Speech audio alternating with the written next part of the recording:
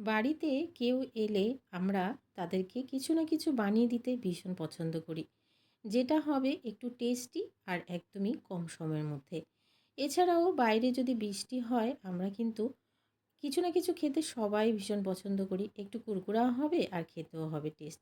ঠিক তেমনই আজকে রেসিপিটি তৈরি করলাম মাত্র একটা সেদ্ধ আলু দিয়ে।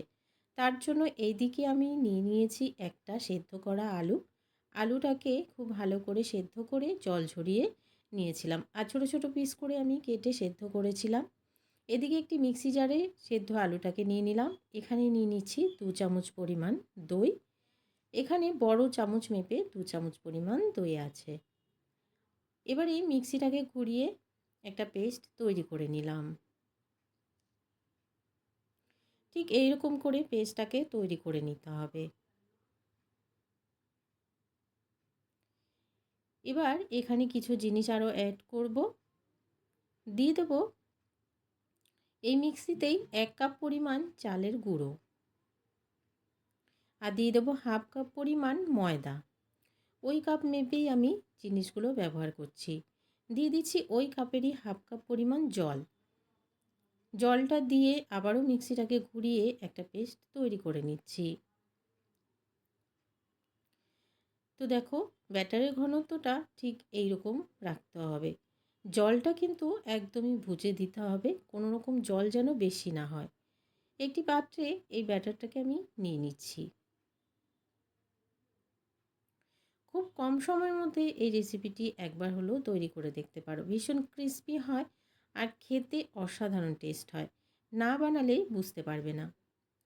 তো বন্ধুরা সমস্ত পেস্টটাকে আমি এখানে পাত্রে নিয়ে নিলাম। এবার এখানে দিয়ে দিচ্ছি পরিমাণ মতো লবণ।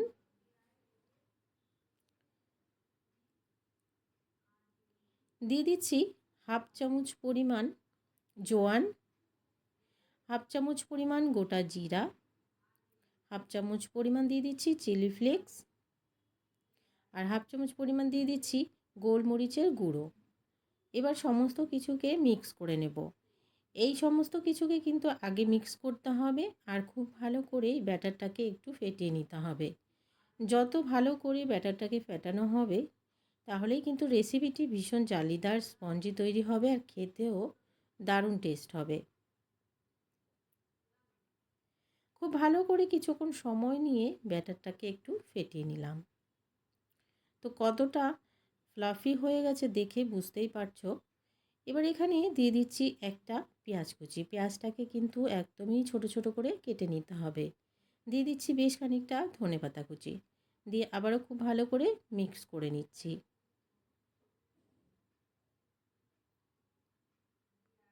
এখানে কিন্তু আর কোনো রকম কোনো সবজি দেওয়া যাবে না। এই অল্প কিছুর মধ্যেই একটি দারুণ টেস্টি স্ন্যাক্স তৈরি হয়ে যাবে।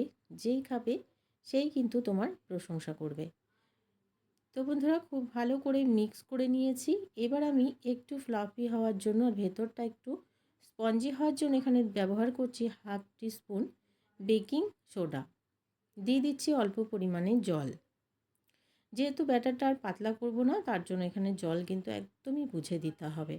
খুব ভালো করে সোডাটাকেও মিক্স করে নিচ্ছি। আর একদমই ব্যাটারটাকে রেস্টে রাখার প্রয়োজন নেই, তৈরি করে নিতে হবে।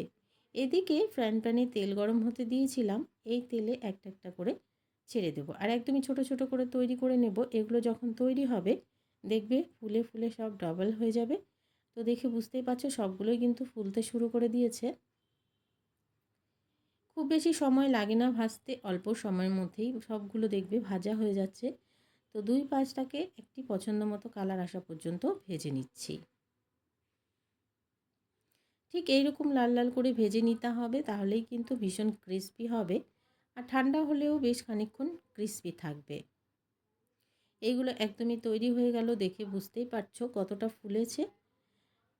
এগুলোকে নামিয়ে নিচ্ছি, বাকিগুলো এভাবে তৈরি করে নিচ্ছি। সন্ধেবেলা চায়ের সাথে হোক বা বাড়িতে কোনো গেস্ট আসলে একবার হলেও বানিয়ে দেখো।